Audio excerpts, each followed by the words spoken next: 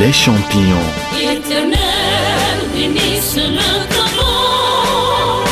Il te sert en les conduisant. La TVT, RTDS et TV Space présentent les champions de l'orthographe. Une émission hebdomadaire de détection et d'épilation de mots. Une production de Kassiège Togo. Réalisation Augustin Afambi.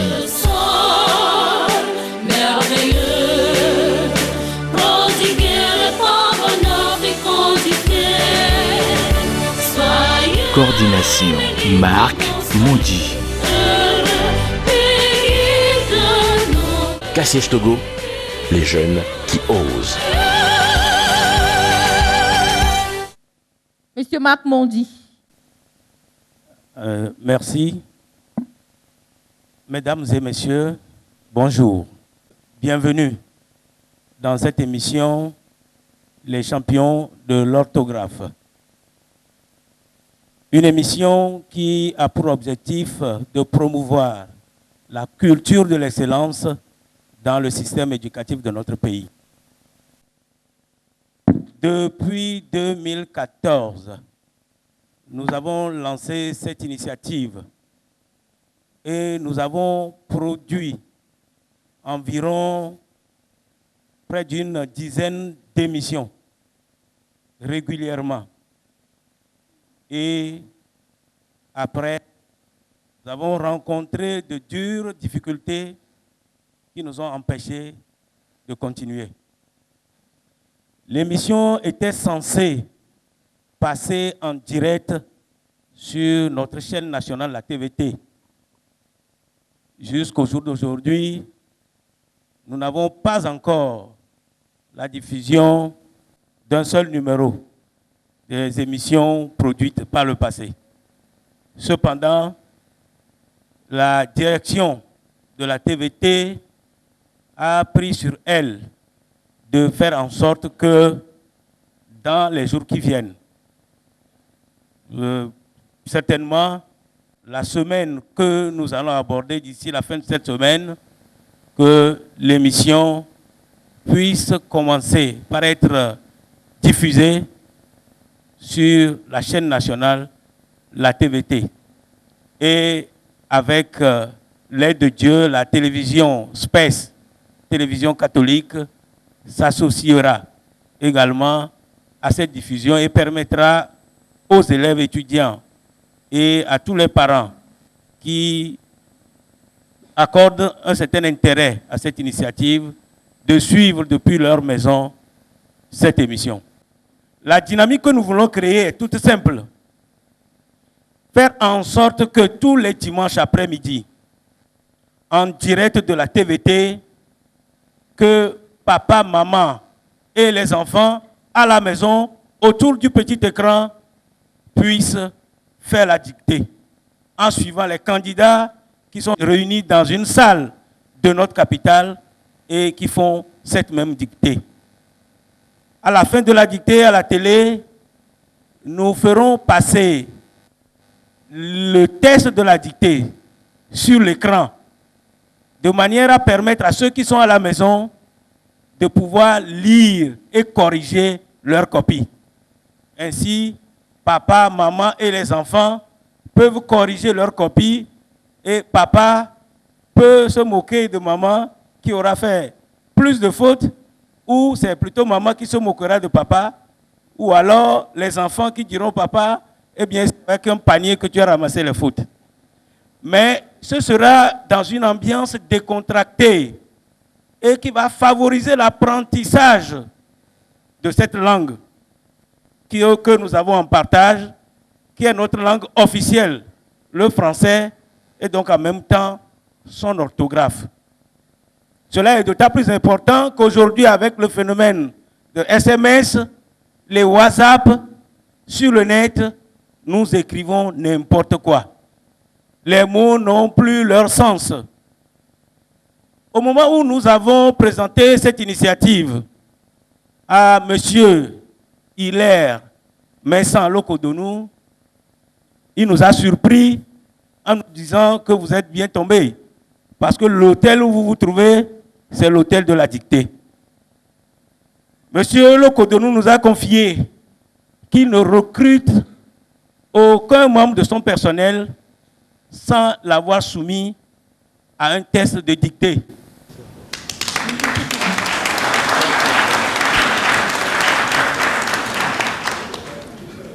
Quel que soit le niveau d'études que vous avez, vous vous présentez devant lui avec un doctorat.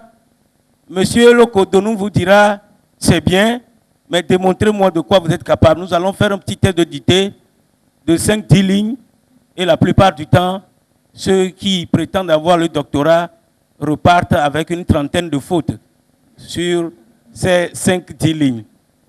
Et régulièrement, il a dû présenter ses regrets à ses candidats et leur dire qu'il ne peut pas les recruter puisque le diplôme qu'ils ont n'est pas reflété par leurs prestations à travers le test de dictée qu'on leur fait. Et c'est pour cette raison que M. Locodonou nous a ouvert les bras et nous a dit qu'il est prêt à accueillir cette initiative ici dans son hôtel Eda Oba.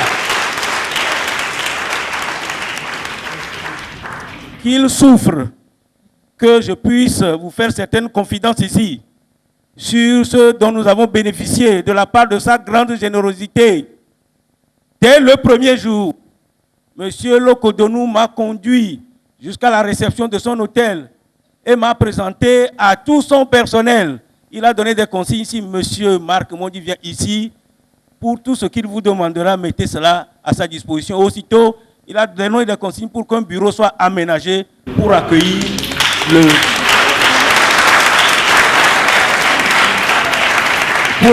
donc le comité de cette compétition.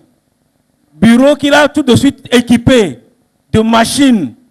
J'ai des témoins ici, des machines, de quoi nous permettre de monter les émissions. Et les émissions qu'on vous a projetées tout à l'heure, c'est grâce aux équipements que M. Locodonou a mis à notre disposition que nous avons pu les monter. Émissions que nous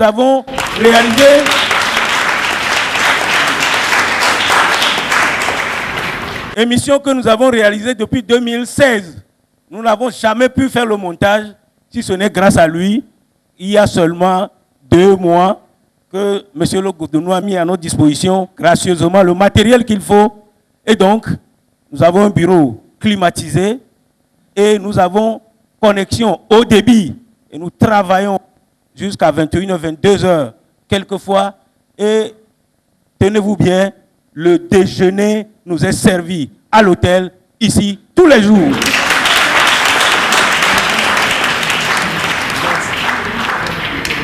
Les caméras que nous utilisons pour tourner les différents éléments de nos émissions, M. Locodonou met les moyens pour nous les louer.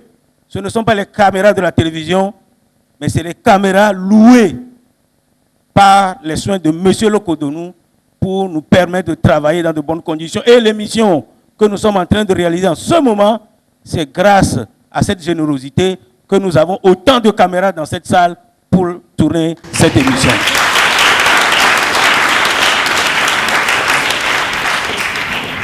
Je ne saurais comment lui témoigner ma gratitude pour autant de générosité à notre endroit.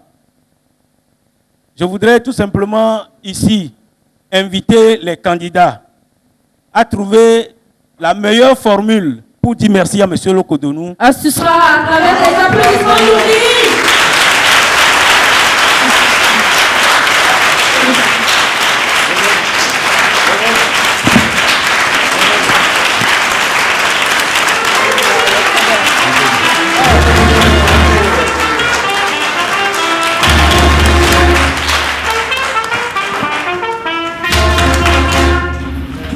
La meilleure récompense sera tout simplement de faire 0 faute dans la dictée que nous allons faire tout à l'heure. Et nous aurons l'honneur de voir M. Locodonou lire le test de la dictée pour les candidats, c'est lui-même qui va se soumettre à cet exercice et il attend que nous ayons ici des candidats avec 0 faute afin qu'ils puissent leur donner la possibilité de jouir du confort de cet hôtel. Les suites sont préparées à l'intention de celui qui sortira champion de cette dictée. Le restaurant de M. Lokodonou est ouvert pour ceux qui, tout à l'heure, auront fait moins de 5 fautes dans la dictée et que lui-même aura l'honneur de nous faire ici. Sachons tout simplement que nous aurons une dictée. La dictée, comme je le disais, lorsqu'elle se termine, on va procéder sur les lieux mêmes à la correction.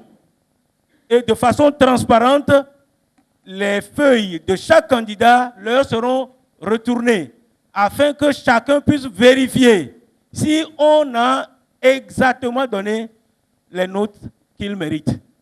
Et c'est seulement après authentification du notaire, maître Komlan Tofio, que nous avons parmi nous, c'est seulement après son authentification que la proclamation des résultats se fera.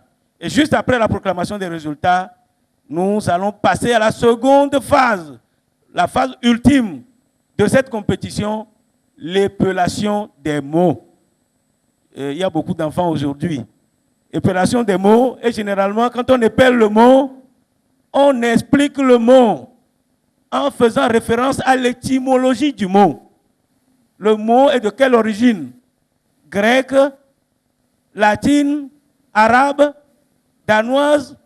En tout cas, le candidat doit être en mesure de donner l'origine du mot. Ensuite, d'utiliser le mot dans une phrase. Ceci pour démontrer qu'il a la maîtrise de la langue. Il utilise le mot dans une phrase, dans sa propre phrase. Et après, il fait l'analyse logique et grammaticale de cette phrase. C'est après ce processus que le jury décidera en fonction des notes reçues de celui qui sera le champion du jour. Et nous aurons 4 champions dans 4 catégories. Le champion des minimes, le champion des cadets, le champion des juniors et le champion des seniors. Et c'est surtout les seniors qui se verront gratifiés par M. Lokodonou en leur ouvrant les portes de ces suites. Suites ministérielles, suites privilèges, et qui intègrent également la prise en charge de tout le séjour, le repas, petit déjeuner, déjeuner, dîner, avec tout l'accompagnement nécessaire, accès à la piscine, accès au gymnase, accès à tout ce dont dispose cet hôtel. Alors, chers candidats, nous vous invitons à l'excellence. Je vous remercie et remercie bien bas M. Hilaire Lokodonou pour ce qu'il fait pour le système éducatif dans notre pays. Merci.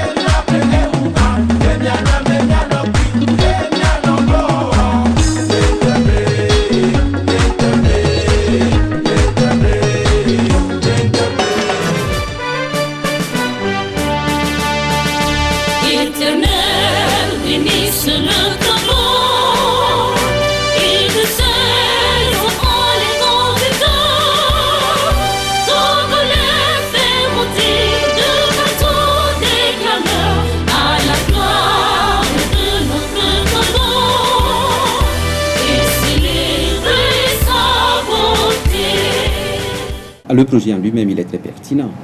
Il y a des gens qui peuvent se dire, oh, pourquoi on va nous ramener encore les histoires d'orthographe? Et moi je dis, partout où on cherche l'excellence, il faut encourager cela. L'excellence doit, en tout état de cause, toujours soutenue et toujours encouragée. Ce qu'ils font, c'est la recherche de l'excellence dans un domaine précis. Ce n'est pas parce que ce n'est pas ma langue, Ewe ou Mina, ou Kabie ou Kotokoli, que je dois minimiser cela. Au contraire, dans la mesure où je dois m'exprimer dans cette langue-là, de façon internationale, il vaut mieux la connaître parfaitement et être dans le domaine de l'excellence. C'est pour ça que j'ai encouragé ce projet. Et je trouve que ça tient la route. Et on ne peut pas dire le contraire. Le projet est intéressant à plus d'un titre. Parce que tout le monde se plaint du système éducatif, les gens, les parents d'élèves, les autorités publiques. Tout le monde voudrait faire de nos enfants et de nos petits-enfants des gens excellents, que leur avenir soit garanti, mais seulement à travers la formation. Et il est heureux que quelques Togolais comme M. Marc Mondi et son équipe aient voulu saisir la balle au bon et aient conçu un projet visant justement à promouvoir l'excellence dans le milieu éducatif. Et ils ont choisi un domaine très particulier, je crois qu'on va revenir dessus, c'est-à-dire la promotion des langues. J'ai salué le fondateur donc, de ce projet. Je pense que ce projet, lorsque le poussons au bout, et peut créer de toute façon de l'émulation demain, peut être un challenge donc, pour beaucoup de jeunes. On célèbre la beauté, je ne vois pas pourquoi on ne célébrerait pas la culture, et également donc, des esprits brillants qui peuvent également devenir, si vous voulez, des référents pour les générations qui arrivent. Donc vous soutenez ce projet? Je soutiens ce projet. D'accord. Avez-vous connu le 32-10 heures Excellence? Oui, en 1966, nous avons été pour la première fois au CEPD et en fait éliminés par la dictée. Et donc nous sommes retournés tranquillement dans nos villages respectifs. Et donc ce n'est qu'en 1967 que j'ai pu obtenir le certificat d'études primaires élémentaires. Et trouvez-vous ce système dans le temps bien? J'en ai été victime. Je ne peux pas en saluer la vertu, mais je considère que savoir bien écrire, savoir bien s'exprimer, je crois qu'au-delà même du diplôme, c'est d'abord sur ça que votre interlocuteur vous juge. Et donc, je souhaite vivement que les gens s'investissent dans la lecture, parce qu'il ne faut pas oublier avec les SMS aujourd'hui. Justement, est-ce que vous avez une bonne graphie, Excellence? Je pense que oui, j'ai une bonne graphie. Moi, je vais vous dire, j'ai un fils là aujourd'hui qui est à l'extérieur. Un jour, il m'a envoyé un SMS avec le langage codé qu'on s'est dit que c'est pour la dernière fois. Je n'étais pas envoyé à l'école pour me parler comme vous parlez de moi. Et donc, aujourd'hui, ça applique, il lit, et quand je vois, je dis, bon, si je ne l'avais pas redressé, encadré de moi, non, il n'a pas fait lettre, mais aujourd'hui, quand il écrit, je suis fier de ce qu'il écrit. Voilà. Donc, bien sûr, on peut passer les messages avec eux, mais attention, pour que cela ne soit pas ancré, oui, quand vous voulez écrire une lettre de demande d'emploi ou écrire à vos parents, écrire ce type de français, je pense quand même que le français, donc, c'est une très belle langue, elle est très plastique, donc il ne faut pas l'abîmer, du moins, c'est pas ce genre de contraction et de rapidité, ou, comment je dirais, un vocabulaire codé, oui, mais qui dénature, déforme. Excellence. À votre époque, on parlait du 32-10 heures. Et qu'est-ce que c'est, comment l'avez-vous vécu? C'est quelque chose qui était un peu abominable, dans la mesure où c'est le premier jour de l'examen du CEPD. Vous dites maintenant CEPD, nous on disait CEP. Le premier jour, on commençait par la dictée, bien évidemment. Et une fois la dictée faite, on attendait les résultats de la dictée avant de continuer l'épreuve. L'enseignement d'alors attachait une importance que je peux trouver aujourd'hui un peu excessive à l'orthographe. Il ne fallait pas faire plus de 5 fautes à la dictée. À 5 fautes, non seulement vous aviez 0, mais vous étiez exclu de la suite. Alors l'exclusion de la suite se faisait aussi pompeusement. C'est-à-dire que les organisateurs arrivaient en grande pompe, puis on prenait la liste de ceux qui étaient éliminés, et puis on appelait les noms, et les gens étaient obligés de se retirer sur la pointe des pieds. Alors le public, qui est sévère et méchant, ça trouve toujours tous les salles d'examen mon observateur pour voir quels sont les mauvais élèves, ceux qui n'ont pas pu résister au train de 10 heures. Donc on dit 10 heures parce que c'est à peu près à cette heure-là que l'on donnait les résultats de l'orthographe. Alors bon, ça correspondait à une période, je dirais à la mentalité de cette période, la période coloniale, où les administrateurs de la colonie voulaient avoir des Togolais qui sachent lire et écrire, qui puissent les seconder dans l'administration.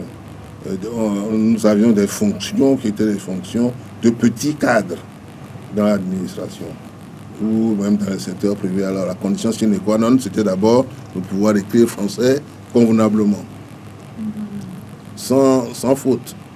Et c'est pour ça qu'on n'admettait pas de donner un certificat d'études à des gens qui faisaient plus de 5 fautes dans une dictée à la fin de l'année. Il fallait pas faire 5 fautes. J'avoue que nos maîtres à la mission catholique à la cathédrale étaient tellement bons qu'ils nous faisaient faire en une année l'ensemble des épreuves qui ont été faites aux différentes sessions de certificats d'études depuis que le certificat d'études existe au Togo. On avait des dictées de 39. C'était quelque chose d'incroyable. On faisait toutes les épreuves et ils voulaient s'assurer qu'aucun piège ne pouvait nous surprendre. Donc finalement, on était vraiment largement au-dessus du niveau du certificat d'études. C'est pour ça que les 2 cancres absolus ont également été reçus. Ouais. C'est vrai, la formation était très haute. Selon vous, est-ce que ce projet est pertinent? Certainement. Je lui ai dit ça, je dis que c'est bon, tant plus qu'il s'agit quand même d'émuler les jeunes. Hein, donc c'est tout ce qu'on peut faire pour que les jeunes se sentent responsables. Déjà, à l'âge, à ces jeunes, il faut déjà commencer à leur dire que le monde actuel est un monde de compétition. Rien ne s'acquiert sans travail. Et ça permettra certainement, en commençant par l'orthographe, ça permettra au moins aux jeunes de commencer à regarder dans les livres, de lire, surtout de lire de façon à être capable d'écrire une phrase en bon français sans faute. Donc il est pertinent. J'ai trouvé ce projet formidable et courageux. Tout ce qui a mission, tout ce qui se donne le dessein de promouvoir ce qui est l'éducation dans ce pays ne peut que avoir mon assentiment et mes applaudissements. Vraiment, quand j'en ai pris conscience, je me suis dit, au moins il y a encore des gens qui pensent à la façon de contribuer à ce que l'éducation devienne quelque chose dans ce pays. Tous les champions, mais c'est un programme que je salue, que j'apprécie, j'admire l'initiative, même de loin je soutiens cette initiative et tout ce qu'on peut faire aujourd'hui pour ramener la jeunesse à prendre conscience et à jouer pleinement son rôle. Tout ce qu'on peut faire pour donner les outils nécessaires, appropriés et idoines à la jeunesse pour se former, pour s'informer et de façon utile pour pouvoir assurer la relève de demain, je ne peux que me souscrire à cela et c'est là où je vais vous féliciter pour cette émission et vous encourager à tenir bon et aller de l'avant quand bien même dans notre structure, dans notre pays, ce n'est pas évident de faire un tel programme et de prendre une telle initiative. Vous avez tout mon soutien et je vous félicite pour cela.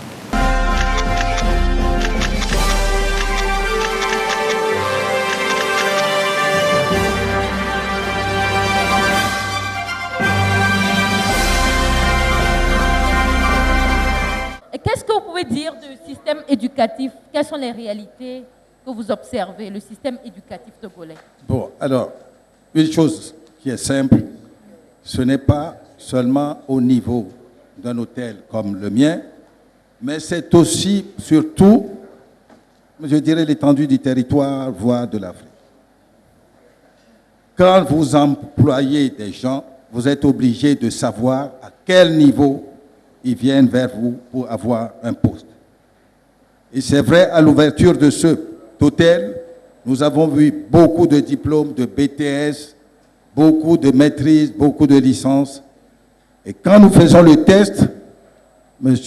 Mondi l'a dit, on fait le test, le demandeur d'emploi envoie une lettre bien écrite, pas de faute. Et quand il vient au contact de ce test, on remarque que son écriture n'est pas la même que celle qui a été envoyée. et vous lui faites une dictée, je vous dis bien, d'une demi-page. Et pour celui qui a le BTS, vous avez parfois 35, 40 fautes. Vous voyez comment vous pouvez accepter de prendre une telle personne.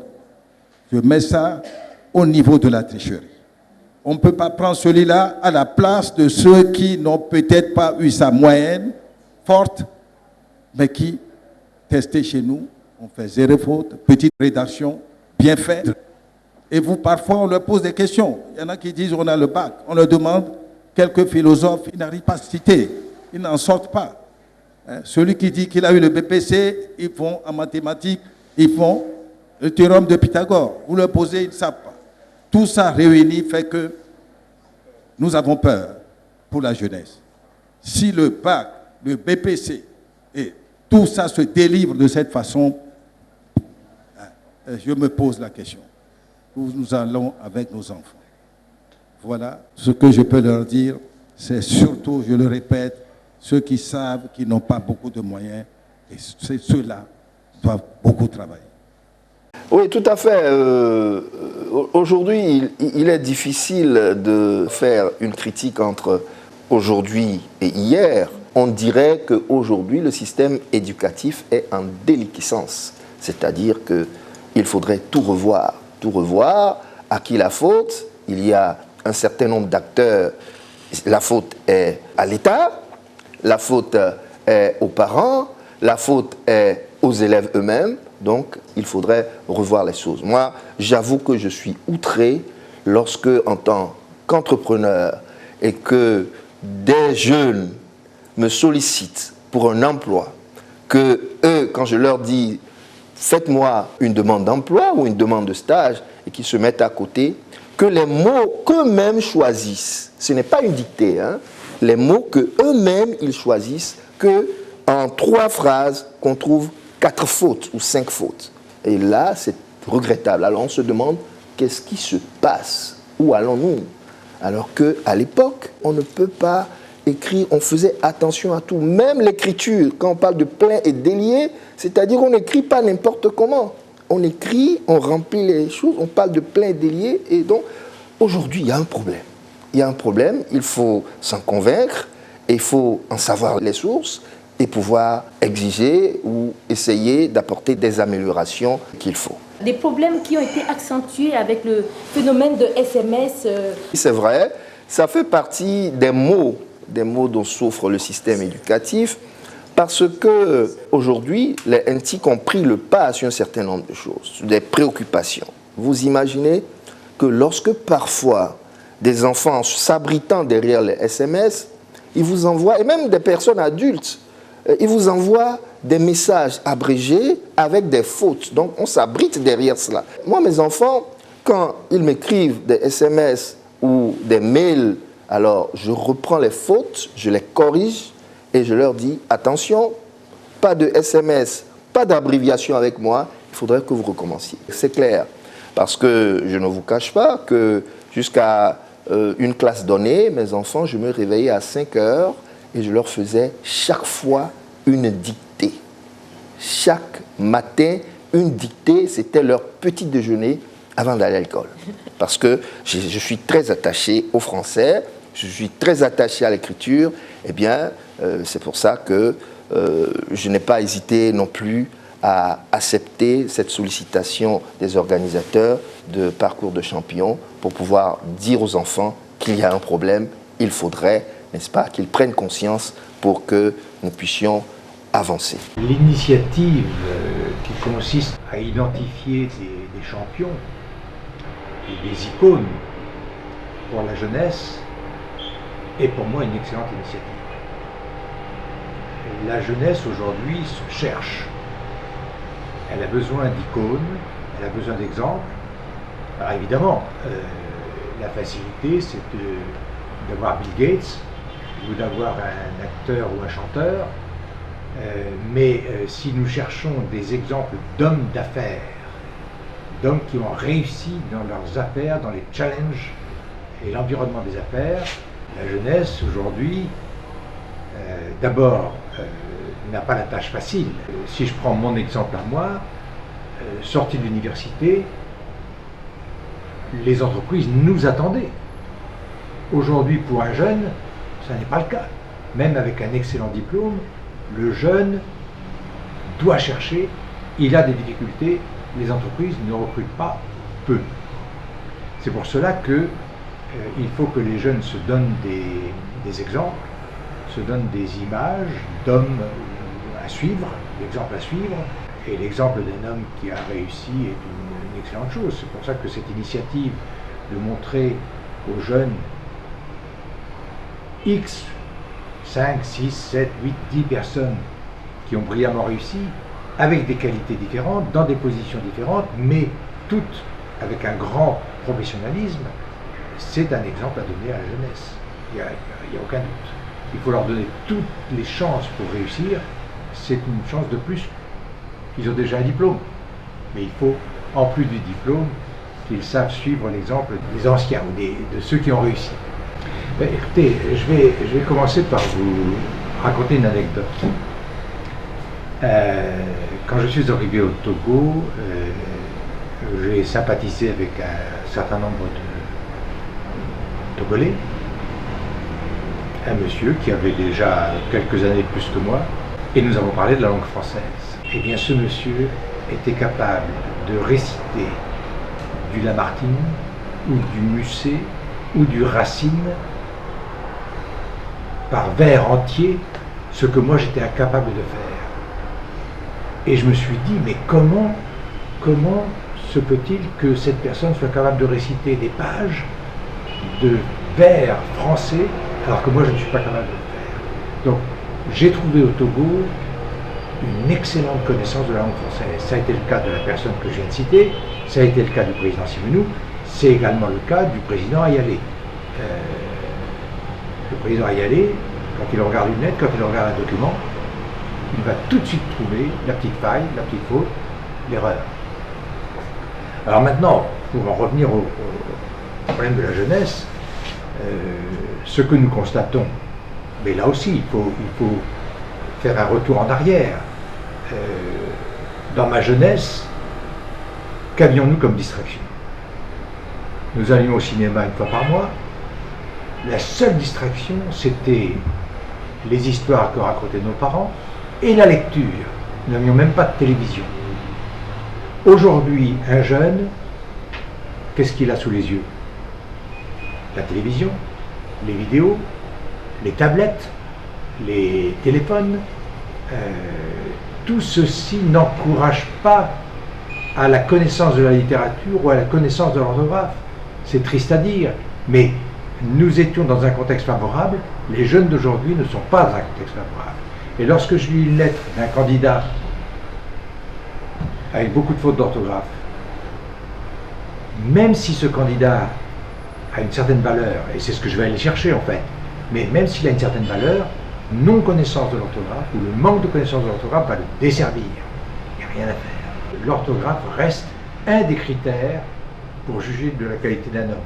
C'est avec l'avènement des SMS que le niveau de français a commencé à baisser parce que les jeunes mémorisent ce qu'ils écrivent par les SMS et ne tiennent plus compte de ce qu'on leur apprend en classe, en orthographe et en grammaire. Alors votre initiative de faire des dictées, de pousser les jeunes à travailler sur l'orthographe, je trouve que c'est une très bonne chose qu'il faut encourager. Et moi je dirais même plus, pas seulement l'orthographe, il faut que les jeunes reviennent à la lecture. De plus en plus, nos enfants, ils s'accrochent à la télé, à tout ce qu'on a sur les téléphones portables, on a la tête baissée du matin au soir et ils ne veulent pas lire.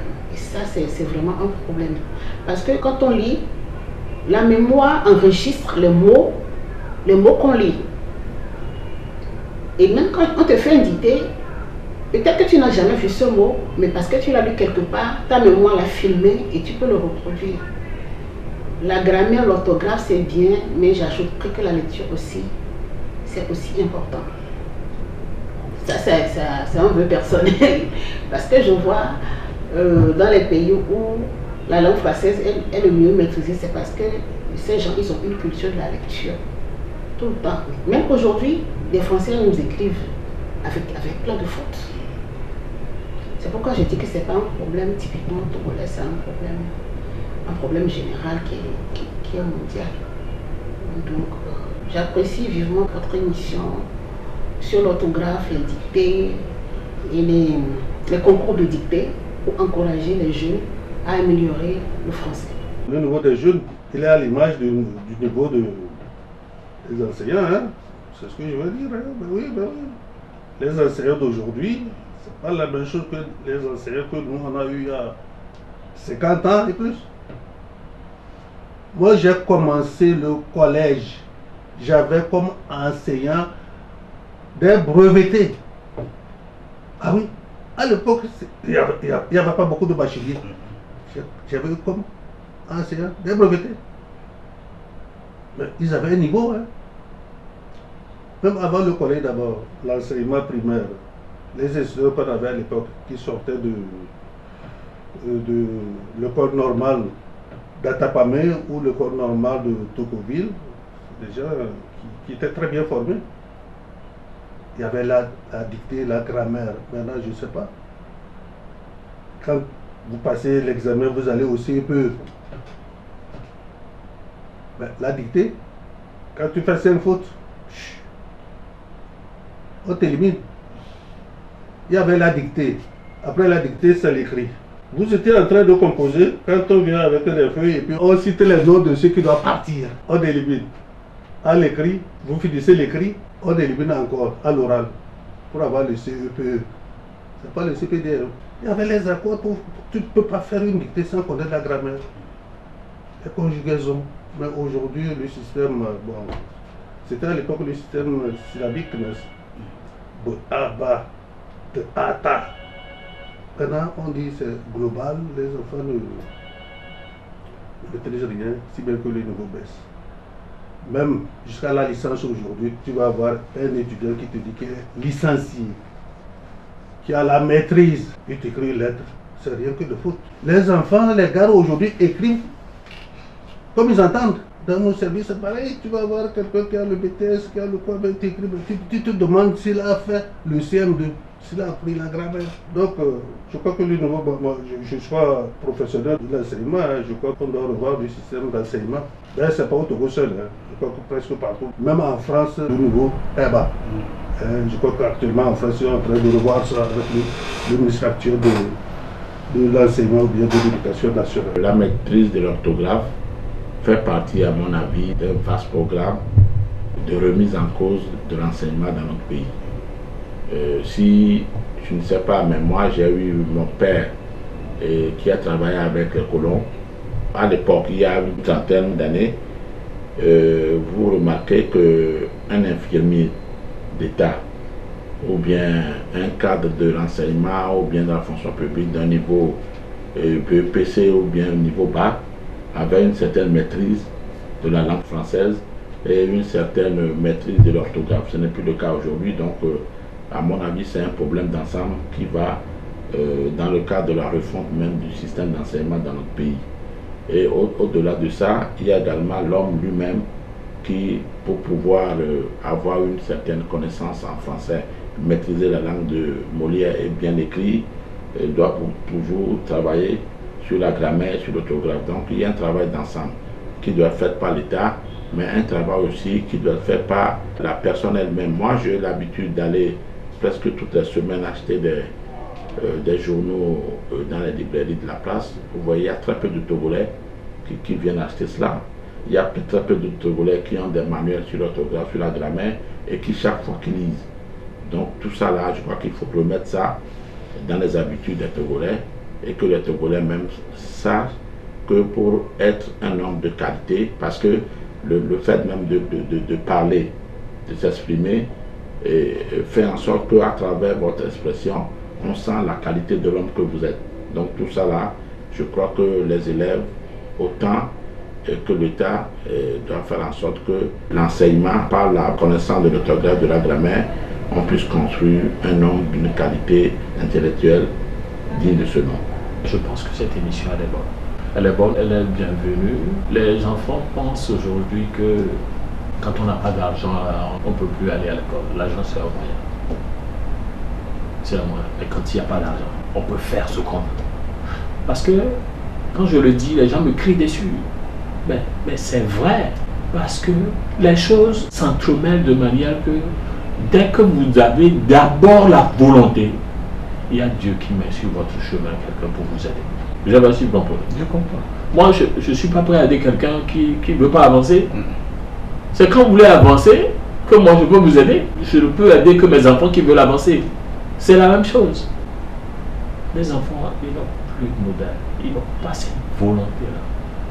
Puissions-nous prier pour que cette initiative-là, pour que ça soit suffisamment diffusé pour toucher nos enfants, nos frères, nos neveux, nos soeurs, nos cousines, pour qu'ils puissent se dire, écoutez, le pain ne tombe pas du ciel. Le pain ne tombe pas du ciel. Tout a un prix, c'est ce que moi je dis, les gars, tout a un prix. Même si je laisse tomber ce portefeuille, le prix à payer, il faut que je me baisse pour le récupérer. Si je ne me baisse pas, je ne récupère pas. Tout a un prix. Dites-moi ce qui n'a pas de prix. Tout a un prix. Donc les jeunes doivent savoir qu'il y a un prix à payer. C'est peut-être un prix à payer, c'est peut-être plus d'efforts. C'est peut-être plus d'efforts sur certains, par exemple, rester éveillé par exemple. Hein? Peut-être aller aussi à l'école, même quand vous n'avez rien en poche. Hein? Aujourd'hui, nos jeunes suspendent tout à l'argent. Ils veulent l'avoir tout de suite quand ils commencent par travailler. C'est pas possible. Ils vont passer à côté. Et il y a que ces genres d'émissions qui puissent leur dire, écoutez, moi, quand j'étais en 6e, un jour je n'ai pas pu manger parce que ma mère n'était pas là, mon père non plus n'était pas là, mais j'étais obligé d'aller à l'école. Il faut des gens pour leur dire, voilà ce que nous avons fait. Voilà par quel chemin nous sommes arrivés. Les chemins ne sont pas forcément les mêmes, encore que les choses ont évolué, beaucoup évolué, et alors positivement. Les choses ont beaucoup évolué. Ben, est-ce que nos jeunes profitent vraiment de cette évolution? Je ne sais pas à quel âge je suis arrivé avant d'avoir une télé dans ma chambre. Aujourd'hui, ils en ont quand ils sont déjà à l'école. Ben, est-ce qu'ils en profitent? Il y a des maisons où il y a des connexions. Est-ce que les jeunes en profitent? Donc,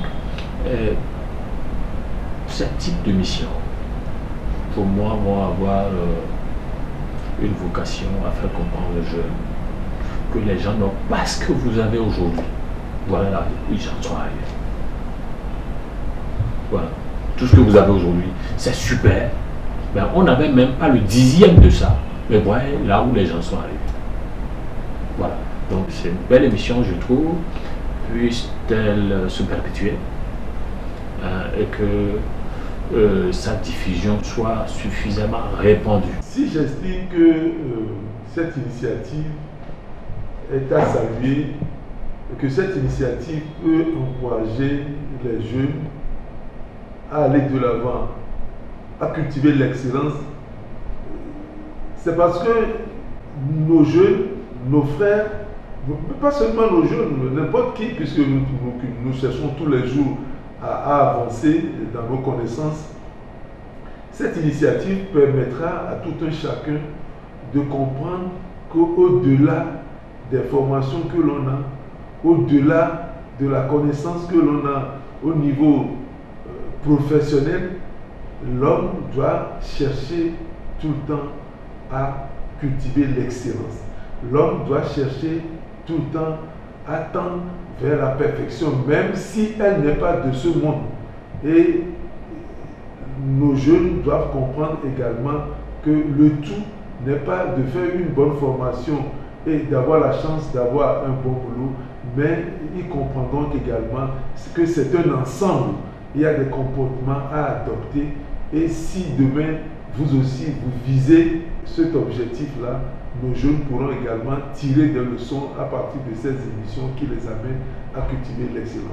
C'est l'excellence qui nous permet, je sais qu'il n'y a pas de risque zéro, il n'y a pas d'acte ou d'action à mener sans erreur, mais c'est la recherche de cette excellence-là qui amènerait l'homme à viser plus haut, à réussir davantage. Je vois qu'en cela, nous pouvons dire que c'est une belle initiative que vous avez prise. Si nous voulons rester français, vocabulaire, grammaire, soyons excellents. Si nous ne sommes pas capables, soyons excellents dans nos langues natales. Et on aura le mérite d'avoir réussi quelque chose. La question de l'orthographe est une question toujours d'actualité. Elle m'interpelle car il y a quelques années, je m'exerçais au dicté de Bernard Pivot. Et pour faire ce genre de dictée, avec des mots peu usuels, il fallait lire, beaucoup lire et lire de tout. Je crois que la plupart de nos problèmes liés à l'orthographe, qui est bafouée, je dirais, provient du fait que nous ne lisons presque plus. Alors que de nos jours, nous avons des bibliothèques à portée de main avec les technologies de l'information. Comment résoudre cet état de choses? Je pense que chacun peut y mettre du sien. Lorsque par exemple on envoie un SMS ou un message sur les réseaux sociaux, il faut éviter les abréviations. Lorsque on veut offrir un jouet à un enfant, on peut penser remplacer le jouet de temps en temps par un livre pour amener les plus jeunes à avoir le goût de la lecture. Il existe aussi des applications sous Android qu'on peut télécharger pour permettre de temps en temps à des enfants de se familiariser avec certaines règles d'orthographe. Ce sont des applications assez ludiques et l'enfant apprend tout en s'amusant. Je pense que c'est du moins c'est quelques pistes qu'on peut envisager. Au niveau de l'éducation nationale, j'ai ouï dire que il y a quelques années, l'épreuve de français était une épreuve éliminatoire au concours d'entrée en 6e. Donc il fallait impérativement réussir l'épreuve de français pour être autorisé à composer dans les autres matières. Et c'est peut-être ce qui explique que nos aînés maîtrisent mieux l'orthographe que nous. Je pense aussi que dans les établissements scolaires, on pourrait poursuivre la dictée jusqu'en classe de terminale. Dans les écoles, on constate qu'il y a des clubs d'anglais, des clubs d'allemand, mais je ne sais pas s'il y a toujours des clubs de français qui pourraient vulgariser davantage l'orthographe, la langue française que nous utilisons. Et ces clubs de français permettront à leurs membres d'organiser des dictées au sein des établissements scolaires, par exemple. Personnellement, j'ai toujours souffert de la situation actuelle. Sur le plan éducation, sur le plan instruction, parce que c'est deux choses différentes. Voilà. Éducation et instruction, c'est deux choses différentes. Oui. Et j'avais un ami ministre de l'Éducation, président, il y a quelques années. J'ai parti dans son bureau, je lui ai dit, maintenant que tu es ministre là, qu'est-ce que tu vas laisser avant de partir? Il m'a dit, pourquoi tu me poses la question? Et je lui ai dit, si moi j'étais à ta place, ce que je ferais, vu ce que nous vivons aujourd'hui, dans les rues, partout, je mettrais en place un comité qui va décrire le type de Togolais que nous voulons avoir dans 2 ou 3 générations. Quand on aura décrit ça, nous voulons que le Togolais soit comme ça, ainsi, ainsi. Je mettrai ensuite en place une commission de pédagogues qui va produire le programme de formation, le programme d'éducation. Et nous allons commencer par recycler tous ceux qui sont sur le terrain aujourd'hui, les enseignants, dans les recruter tous. Et nous allons commencer le programme à partir de la maternelle pour que jusqu'au niveau du bac, nous ayons le type de Togolais que nous voulons avoir. Malheureusement, on a discuté longtemps. Malheureusement, il n'a pas fait long feu, il est parti. Moi, je crois que c'est une bonne initiative parce que, vous savez, les hommes vivent en communauté et ils doivent communiquer entre eux. Et c'est la langue qu'ils utilisent pour cette communication. Ils peuvent communiquer oralement, comme ils sont en train de le faire. Ils peuvent communiquer aussi par écrit. Lorsqu'on écrit une lettre, ou bien lorsqu'on écrit un livre, c'est qu'on veut communiquer avec l'autre. Et la langue qu'on utilise, les langues sont faites de mots. M-O-T-S. Et les mots s'agentent de telle manière à former des phrases. Et les règles pour gérer tout cela s'étudient dans une matière qu'on appelle la grammaire. Et la grammaire nous apprend comment écrire les mots. Parce qu'écrire un mot, c'est une convention. On se met d'accord pour dire que quand nous écrivons un tel mot, de cette façon, ça veut dire ça. Parce qu'il y a des homonymes, des mots qui se disent de la même façon, mais qui n'ont pas le même sens. Donc il faut savoir les écrire différemment. Exactement. Quand je prends par exemple le mot foi, je peux écrire foi, F-O-I. C'est la foi, ce que je crois en Christ. Je peux parler de foi, F-O-I-E. Voilà, c'est l'organe que chacun de nous a dans son abdomen. Voilà. Je peux parler de F-O-I-S. Voilà. Il y a tout ça. Quand je prends le mot saint, ça se dit saint. Voilà. Mais ça peut être écrit de diverses manières. Exactement. Le mot saint, S-A-I-N. Le féminin, c'est saine. Voilà. S-A-I-N-T. Voilà. Le féminin, c'est sainte. Voilà. S-E-I-N. C'est ce que nous portons, voilà, notre... Bon. Saint, C-E-I-N-T. Le participe passé du verbe cendre. Voilà. C'est saint aussi. Il y a un mot qu'on emploie chez les juristes, sous saint, S-E-I-N-G. Vous voyez, le mot saint, ça peut s'écrire de diverses manières. Si dans une dictée, quand vous parlez de foi, F-O-I-E, alors que vous ne savez pas, vous écrivez F-O-I-S, celui qui vous lit ne comprendra pas de quoi vous parlez. Alors ça pose des problèmes. Aux élèves, je leur dirais d'aimer la grammaire. La grammaire, parce que ça vous apprend les règles qui régissent la phrase. Ça vous apprend les accents, les genres, les fonctions des mots pour pouvoir faire les accords en fonction. Plein de choses. Vous voyez? Donc, la grammaire. En dehors de la grammaire, que vous devez maîtriser, il faut aimer la lecture. Voilà. Parce que vous ne pouvez pas tout apprendre dans la grammaire. Mais en faisant la lecture, vous voyez les orthographes des mots. Vous voyez comment les accords sont faits. Et ça augmente votre vocabulaire, ça augmente votre culture générale.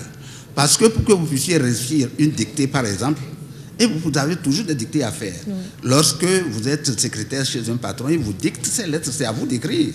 Si vous écrivez balle, ça, on ne comprendra pas. Lorsque vous écrivez un livre, il faut qu'on puisse comprendre ce que vous voulez dire. Donc les mots, des conventions. Quand on dit on écrit comme ça, c'est comme ça. Donc, il faut aimer la grammaire et aimer la lecture. Voilà. Ensuite, bien sûr, tout le monde a insisté sur la nécessité du français. Le français, c'est notre langue de travail. De travail. Si vous ne comprenez pas le français, vous ne pouvez pas réussir. Oui. C'est important. Merci. Vous avez déjà apporté un regard positif sur ce projet, mais est-ce que vous avez un appel à lancer pour qu'on soutienne effectivement ce projet pour que la compétition arrive à bon port? L'État doit faire beaucoup de choses. Et c'est ce que nous disons. C'est vrai, l'État a sa partition à jouer, parce que c'est son rôle ou son devoir régalien de former les citoyens. Mais l'État seul ne peut pas tout faire. Et puis qui est l'État en fait? Si ce n'est pas vous, si ce n'est pas moi, si ce n'est pas nous tous. Donc l'État a sa partition à jouer, mais chacun à son niveau, et j'ai commencé par les parents, qui ont leur rôle à jouer dans ce système. Il y a un travail énorme de sensibilisation au niveau des apprenants. Mon père qui était un sage, un grand chef, très sage, a toujours dit que c'est mieux d'avoir le diplôme en poche qui ne sert à rien que de n'avoir pas le diplôme, car ce n'est pas le jour où on dit tel diplômé, venez ici, on va vous prendre, que toi tu vas courir faire ton diplôme. Donc il faut sensibiliser les apprenants, que quoi que tu fasses, il y a un minimum pour que tu puisses être à la hauteur de ce que tu vas faire, que tu sois couturière, apprenti, tailleur, artisan, le niveau d'études à un niveau donné est assez indispensable. Et quand tu veux déjà arriver à ce niveau, tu prends goût à la chose. Mais quand on pense que bon, je peux devenir maçon sans mettre pied à l'école, on en est là. Donc, il faut que l'État quand même fassent encore plus, davantage. Moi, je leur dis du courage. Ce n'est jamais facile, mais c'est une course d'obstacles. La vie est une course d'obstacles. Il y a toujours des obstacles à franchir, mais c'est extraordinaire quand on arrive à la ligne d'arrivée, justement. On peut tomber plusieurs fois en cours de route, mais il faut se relever. Donc, moi, je leur dis, vous savez, quand vous entreprenez quelque chose de bon, de grand et de beau, vous aurez toujours des obstacles. Parce qu'il y a des gens qui voudraient faire comme vous, mais qui ne l'ont pas fait, qui vont vous jalouser, qui vont vous mettre le bâton dans les roues. Et puis même, vous allez trouver même des autorités qui ne comprennent pas ce que vous faites. Vous savez, ce n'est pas parce que quelqu'un est ministre ou bien qu'il a tel ou tel diplôme qu'il comprend tout dans la vie. Mais chez vous, j'avais vraiment une grande conviction, il faut foncer. Ça s'adresse aux organisateurs, mais ça s'adresse également à nos élèves. Faites des efforts. Et vous verrez, c'est en semant tous les jours que finalement, on voit certaines graines germer, devenir des plantes et fleurir, ou devenir des arbres et fournir de l'ombre. Voilà. D'ailleurs, je terminerai par une image biblique. Oui. On dit la gloire se trouve au bout de la croix. Voilà. Celui qui ne veut pas porter la croix ne verra pas la gloire. Est-ce que vous pensez quand même que l'État ou les mécènes ou qui que ce soit peut porter un intérêt particulier à cette compétition et soutenir le comité d'organisation? Oui, certainement. Dans la mesure où cette compétition contribue à former des hommes. Oui. Et que ce soit les industriels, l'État a besoin de gens performants, des gens quand même bien formés. Et je crois que par le biais de ces concours, on formera des jeunes, des élites qui sont capables de jouer. Même s'ils ne sont pas les premiers, mais l'exercice même en soi est très bon. S'exercer à passer ces concours. Et puis maintenant, ça permettra d'avoir quand même des gens qui sont capables de faire du travail, qui veulent travailler, qui aiment travailler. Donc dans tous les domaines d'ailleurs, il y aura une répercussion. Il me semble.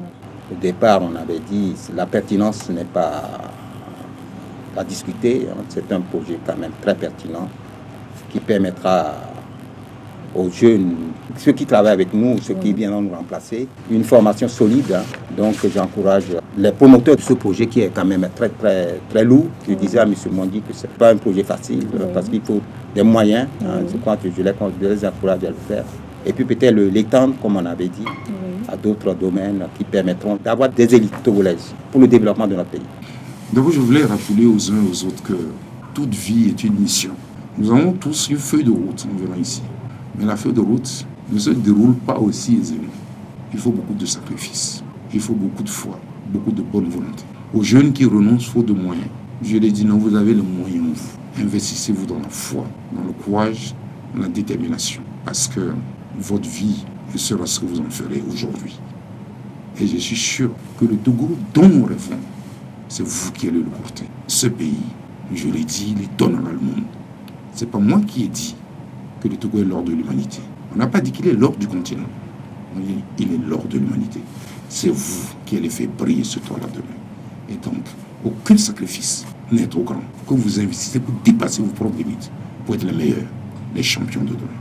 Oui, le message est clair. Il faut aider ce projet au maximum. Les opérateurs économiques, je commencerai par eux, qu'ils acceptent de comprendre le caractère important de ce projet.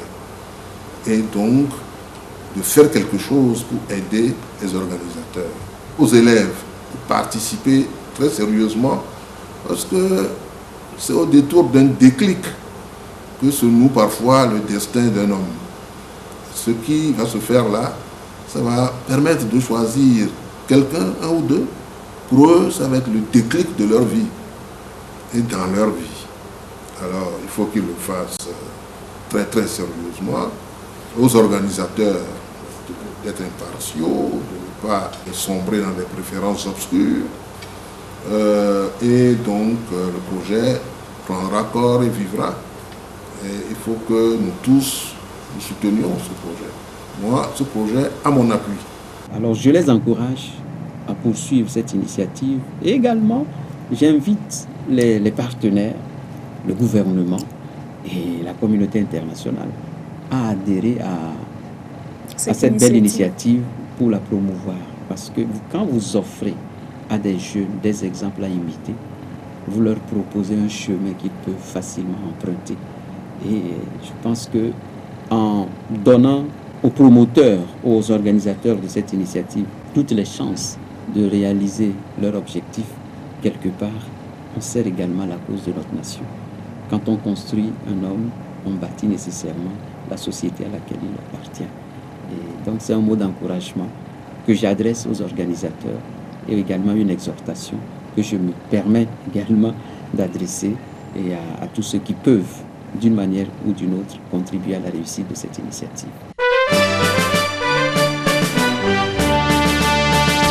Éternel, bénisse le tambour, et de celles au prend les conducteurs, ton colère fait monter de partout des clameurs à la gloire de notre tambour, et célébrer sa beauté.